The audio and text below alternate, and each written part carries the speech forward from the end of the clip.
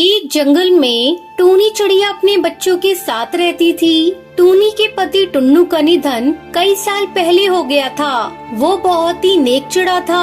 वो जितना कमाता उसमें ही वो अपने परिवार का पालन पोषण करता था।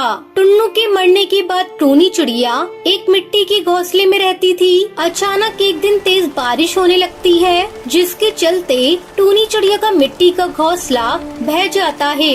वो और उसके बच्चे बेघर हो जाते हैं। तभी एक पड़ोस का कालू कौआ आकर उससे कहता है, टूनी बहन, मुझे पता चला कि तुम्हारा घोंसला टूट गया है, इसलिए मैं तुम्हें देखने के लिए चला आया हूँ। तुम अब अपना घोंसला कैसे बनाओगी? तुम्हारा पति टुन्नू तुम्हारे लिए कुछ छोड़कर भी नहीं गया और तुम्हारे कोई रिश्तेदार भी तुम्हारी मदद नहीं करते। मैं तुम्हारी मदद कर देता, लेकिन क्या करूँ, मैं भी तो गरीब हूँ। मेरे पास भी इतने पैसे नहीं कि मैं तुम्हारा घोंसला बनवा सकूँ। तुम जानती हो, सरकार ने हम गरीबों के लिए बहुत सारी स्कीमें चला रखी है। इसमें एक योजना ये भी है कि सरकार गरीबों को पक्का घोंसला बनवा कर देगी। बहन, तुम मेरी बात मानो तो तुम सरकारी ऑफिस चली जाओ और वहाँ पर अपनी अर्जी दो। उस अर्जी में तुम लिख देना कि तुम विधवा हो और तुम्हारे छोटे छोटे 2 बच्चे हैं। अब तुम्हारे पास रहने का कोई आसरा नहीं है, इसलिए वो तुम्हें घर बना कर दें। भैया, तुम सच कह रही हो? क्या सरकार मुझे घोंसला बना कर देगी?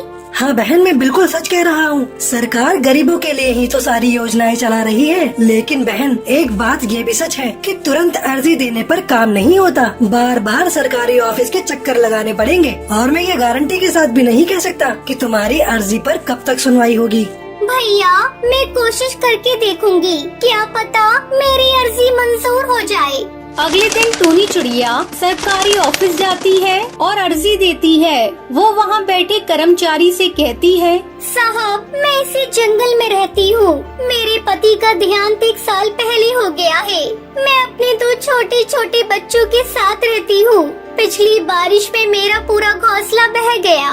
तब से मैं और मेरे बच्चे बेघर हो गए। मैं अर्जी इसलिए डाल रही हूँ कि सरकार मुझे पक्का घोंसला बना कर दे, तो मैं अपने बच्चों के साथ आराम से उस घोंसले में रह सकूँ।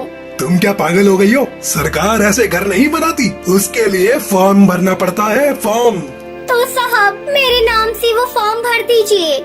अभी तो फॉर्म बंद हो गए हैं। हाँ, जब भरे जाएंगे तो मैं तुम्हारा फॉर्म भर दूंगा। तुम अपना नाम और पता लिखकर मुझे दे दो। फिलहाल तो सरकार घोंसले नहीं बना रही है।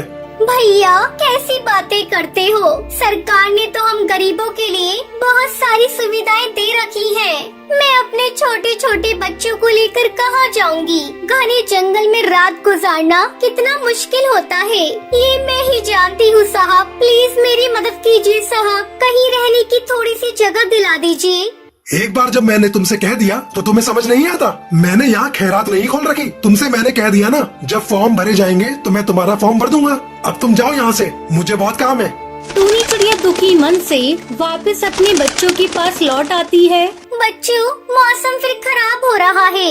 मुझे कुछ समझ में नहीं आ रहा, मैं तुम लोगों को लेकर कहाँ जाऊँ? तभी टूनी चिड़िया की नजर जंगल में बने सरकारी शौचालय पर जाती है। उसका इस्तेमाल कोई नहीं करता था। टूनी चिड़िया जल्दी जल्दी अपने बच्चों को लेकर शौचालय में जाती है। बच्चों, तुम लोग यहीं रुको, मैं घर से कुछ सामान लेकर आ रही हूँ, तब मैं खाना बनाकर तुम्हें खिलाऊंगी। टूनी चिड़िया अपने टूटे हुए घोंसले से थोड़ा बहुत सामान लाती है। टूनी उस शौचालय में अपनी जिंदगी गुजार रही थी। एक दिन जंगल का मुखिया उस रास्ते से गुजर रहा था। जब उसने टूनी को शौचालय में देखा तो वो उसे बुलाकर पूछता है, तुम इस शौचालय में क्या कर रही हो? साहब, मेरे रहने का कोई ठिकाना नहीं। मेरा घोंसला बारिश में बह गया, तभी से मैं शौचालय में रह रही हूँ।